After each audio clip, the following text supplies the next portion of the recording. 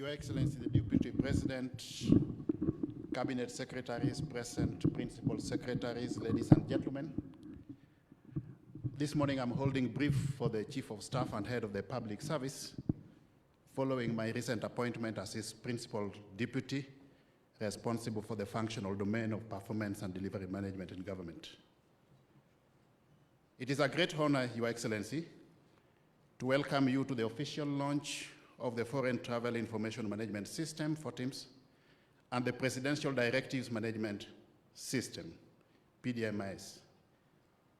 Information and communication technology has fundamentally transformed governance and public service, becoming an essential tool for enhancing transparency and improving operations in government.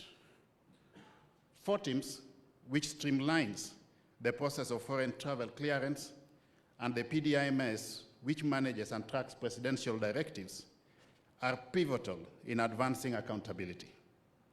These systems, Your Excellency, will support more informed decision-making, efficient resource allocation, and effective monitoring, evaluation, and reporting.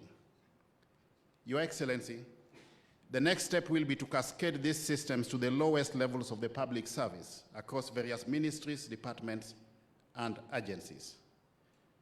Transparency is essential for good governance, while ICT is crucial in this regard, in fact, imperative. There have been instances of senior officials traveling abroad without proper clearance approval, which violates the set values and principles of public service. With this system in place, Your Excellency, it will now be possible to have a history of all the travels which each and every officer in the public service has made at the press of a button. With the FOTIMS platform, we will now be able to track the number of trips, destinations, purposes, and associated costs, providing valuable insights into how these travels impact performance contracts. This will greatly, therefore, enhance the efficiency, transparency, and accountability of our travel processes. The integration of FOTIMS with other systems, Your Excellency, such as immigration and foreign affairs, will help address these issues and support disciplinary actions where and when deemed appropriate.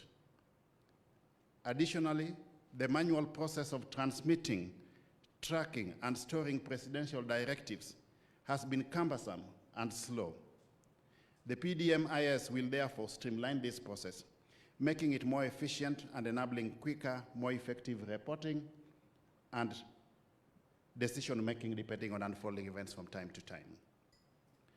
By improving how we handle presidential directives, the PDMIS will provide crucial data to guide policy decisions and implementation. Just as transport infrastructure is essential for mobility, robust digital infrastructure is necessary to support reliable internet access and service delivery. I acknowledge the critical information infrastructure classification for these systems and encourage the ICT Authority through the Ministry of ICT under the able leadership of Dr. Nyambura to maintain uninterrupted system uptime. Your Excellency, in closing, I want to express my gratitude to the dedicated team of young professionals who have developed these systems.